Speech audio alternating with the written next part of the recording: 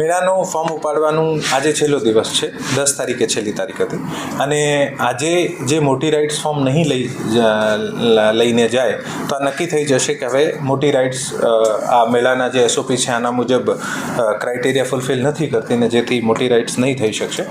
મેળાનો લેઆઉટ સંભવિત પરિસ્થિતિને ધ્યાને રાખીને લેઆઉટ રિવિઝન કરવાની એક્સરસાઇઝ અમે ઓલરેડી ચાલુ કરી દીધી હતી અને આ ઓલમોસ્ટ 1-2 દિવસમાં ફ્રીઝ થઈ જશે.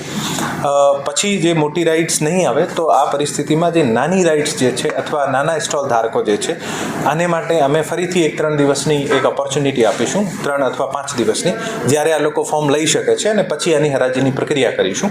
અને જે વિસ્તારમાં મોટી રાઇડ્સ નથી આવતી આ વિસ્તારમાં અમે અમુક ઘણી બધી બીજી એક્ટિવિટીઝ જે છે, કલ્ચરલ એક્ટિવિટી હોય, એન્ટરટેનમેન્ટની એક્ટિવિટીઝ હોય, આર્ટ એન્ડ ક્રાફ્ટની એક્ટિવિટીઝ હોય, નાની મોટી સ્પોર્ટ્સની એક્ટિવિટીઝ હોય, આ તમામ એક્ટિવિટીઝ નો ઉપયોગ કરીને આ જે સ્પેસ હતો આનો યુઝ કરીશું.